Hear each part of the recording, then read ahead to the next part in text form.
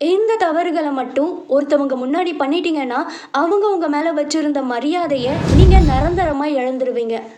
எல்லாரும் உங்கள இக்னோர் பண்றாங்களா? நீங்க பேசுனா யாரும் காது கொடுத்து கூட கேட்க மாட்றாங்களா?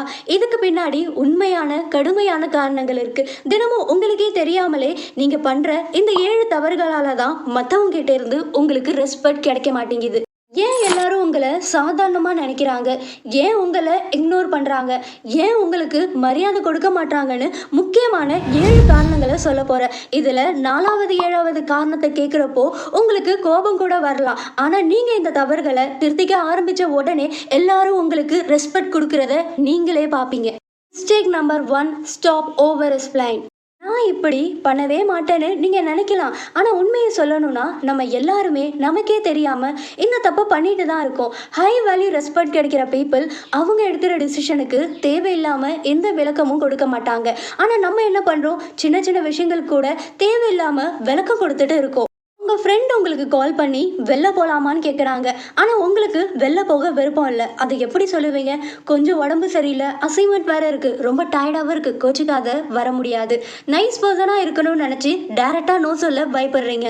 ஆனா சைக்காலஜிக்கல் படி அவங்க எதுவுமே கேட்காம நீங்க விளக்கம் கொடுக்கும்போது உங்க சப்கான்ஷியஸ் மைண்ட்ல இருந்து அவங்க மைண்டுக்கு ஒரு மெசேஜ் அனுப்புறீங்க. என்னை தப்பா நினைச்சிடாதீங்க, இந்த காரணத்தால தான் என்னால வர முடியலன்னு. ஆனா இந்த விஷயம் தான் உங்களே நீங்க அவங்க கிட்ட ஒரு குற்றவாளி மாதிரி காட்டிக்கிறீங்க. ஒரு ரெஸ்பெக்டட் பீப்புள் என்ன சொல்லுவாங்கன்னா, என்னால வர முடியாது, அவ்வளவுதான், சிம்பிள். பீப்புள் எப்போதுமே ரெஸ்பெக்ட் பண்றது முடிவு எடுக்கிறவங்கள தான், விளக்கம் கொடுக்கறவங்கள இல்ல. Number 2, stop being harmless. நீங்க அதிகமா விளக்கம் கொடுக்கும்போது அவங்க மனசுல என்ன தோணும்னா, உங்களுக்கு கான்ஃபிடன்ஸ் இல்லைன்னு. உங்க வார்த்தைகள்ல 100% கான்ஃபிடன்ஸ் இல்லைன்னா முன்னாடி இருக்கிறவங்க உங்களை எப்படி பார்ப்பாங்கன்னு தெரியுமா? ஹார்ம்லெஸ்.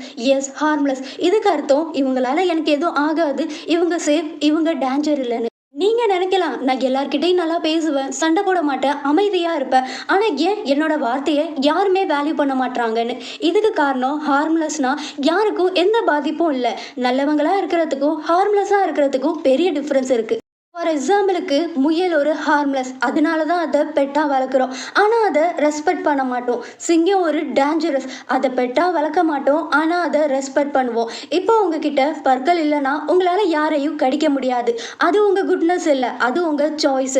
இதுவே உங்ககிட்ட ஒரு வால் இருக்குன்னு வச்சுக்கோங்க, மற்றவங்க கிட்ட நீங்கள் ஆபத்தாக நடந்துக்க முடியும். ஆனால் அந்த வாலை யூஸ் பண்ணாமல் நீங்கள் அமைதியாக இருந்தீங்கன்னா அந்த கண்ட்ரோல் தான் உங்களோட பவர். ராமாயணத்துல ஜம்பாவன் ஹனுமான் கிட்ட சொன்னாரு, உன்கிட்ட இருக்கிற சக்தி உனக்கு தெரியலன்னு.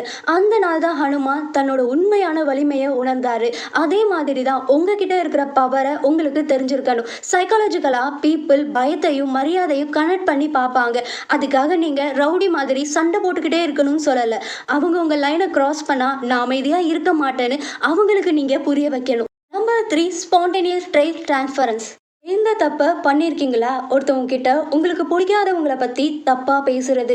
நீங்கள் ஒரு தேர்டு பர்சனை பற்றி தப்பாக பேசும்போது நீங்கள் அவங்க இமேஜ் இப்படி தானே பில்ட் பண்ணுற மாதிரி தெரியும். ஆனால் உண்மையிலே நீங்கள் உங்கள் இமேஜை தான் பில்ட் பண்ணுறீங்க. சைக்காலஜிக்கலில் இதை ஸ்பான்டேனியஸ் ட்ரெயின் டிரான்ஸ்ஃபரன்ஸ்னு சொல்லுவாங்க. நீங்கள் ஒருத்தவங்களை பற்றி மற்றவங்கிட்ட தப்பாக பேசுகிறீங்க. அவன் ரொம்ப சுயநலம் பிடிச்சவன், கெட்டெண்ணம் பிடிச்சவன். ஃபஸ்ட்டு நீங்கள் சொல்கிறத அவங்க அமைதியாக கேட்பாங்க. ஆனால் கொஞ்ச நேரம் கழித்து அவங்க கவனிக்க ஆரம்பிச்சிடுவாங்க. அப்புறம் அவங்க மைண்டில் ஒரு கேள்வி வரும், இவங்க ஏன் எல்லாத்தையும் தப்பாக பார்க்குறாங்க, இவங்க எல்லாரையும் ஜட்ஜ் பண்ணுற மாதிரியே பேசுகிறாங்க. நீங்கள் புத்திசாலியாக தெரியணும்னு நினச்சி பேசிகிட்டு இருப்பீங்க. ஆனால் அவங்க உங்களை பற்றி நினைக்கிறது நீங்கள் ஒரு நெகட்டிவ் பர்சன்.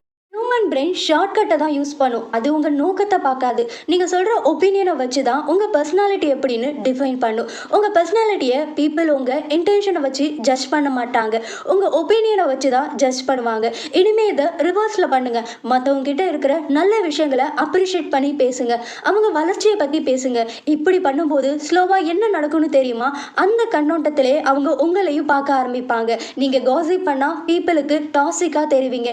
நீங்கள் மற்றவங்கள பற்றி நல்லதாக பேசுனா நீங்கள் ஒரு வேல்யூபிள் பர்சனாக தெரிவிங்க. Number 4, stop ignoring with smile. நீங்க தெரியாமலே உங்கள தப்பா பேசுறவங்களுக்கு நீங்க தான் ரிவார்ட் குடுக்குறீங்க. பவுலோன்றவரு நாய வச்சு ஒரு எக்ஸ்பெரிமெண்ட் பண்ணாரு. பெல் சவுண்ட் வரும்போது மட்டும் நாய்க்கு சாப்பாடு குடுத்தாரு. கொஞ்ச நாளுக்கு அப்புறம் என்ன ஆச்சுன்னு தெரியுமா? சாப்பாடு இல்லனாலும் பெல் சவுண்ட கேட்டா உடனே நாய் சாப்பாட்ட எதிர்பார்க்கும். பெல் சவுண்ட் வந்தா சாப்பாடு குடுப்பாங்கன்னு அதோட பிரெயின் ட்ரெயின் ஆகிட்டு. இதே மாதிரி தான் ஹியூமன் பிரெயினும் வேலை செய்யுது. யாராச்சும் உங்கள கிண்டல் பண்ணா, இன்சல்ட் பண்ணா, உங்களுக்கு ஹர்ட் ஆனாலும், கோவம் வந்தாலும் நீங்க என்ன பண்ணுவீங்க? ஆக்வர்டா ஸ்மைல் பண்ணிட்டு விட்டுருவீங்க. உடனே அவங்க நினைப்பாங்க, இவனை எப்படி வேணாலும் பேசலாம், அவமானப்படுத்தினாலும் இவன் எதுவும் நம்மள பண்ண மாட்டான்னு. அடுத்த வாட்டி என்ன நடக்கும்? இன்னும் கொஞ்சம் மோசமா பேசுவாங்க. அப்புறம் தான் நீங்க யோசிப்பீங்க, நான் ரொம்ப நல்லவனா தான் இருக்கேன், ஆனா ஏன் என்னை யாரும் ரெஸ்பெக்ட் பண்ண மாட்றாங்க? சிம்பிள், நீங்க அவங்களுக்கு ட்ரைனிங் கொடுத்துட்டீங்க. இனிமே உங்களுக்கு யாராச்சும் தப்பா பேசுனா ஸ்மைல் பண்ணாதீங்க. அமைதியா அவங்க கண்களை ஒரு 10 செகண்ட்ஸுக்கு பாருங்க. அப்புறம் கேளுங்க, இப்போ என்னை பத்தி என்ன பேசுனீங்கன்னு. இப்படி கேட்ட உடனே அவங்களுக்கு ஒரு மாதிரி ஆகிடும். உங்களை கிண்டல் பண்ண பயப்படுவாங்க. இது ஈகோ இல்லை, இது ஆட்டிடியூட் இல்லை, இது self respect. Number 5, stop giving unwanted opinions.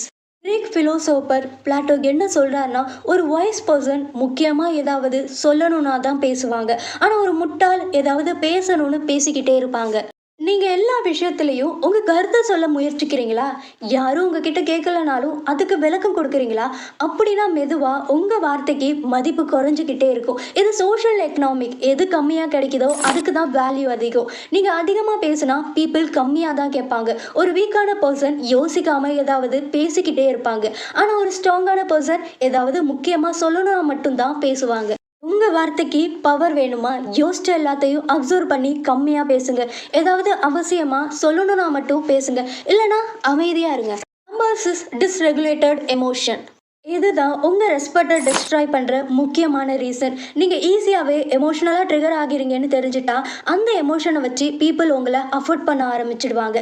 நீங்க சின்ன விஷயங்களுக்கு எமோஷன் ஆகிறத பீப்புள் சைலண்டா நோட்டீஸ் பண்ணுவாங்க. அப்புறம் என்ன பண்ணுவாங்க? அந்த எமோஷனை வச்சு உங்ககிட்ட விளையாட ஆரம்பிச்சிடுவாங்க. நீங்க ரியாக்ட் பண்ண உடனே உங்க கண்ட்ரோலை அவங்களுக்கு கொடுத்துருவீங்க. ஸ்ட்ராங்கான பீப்புளுக்கு எமோஷன் இல்லாம இல்லை, ஆனா அவங்க எமோஷனை அவங்களுக்கு கண்ட்ரோல் பண்ண தெரியும்.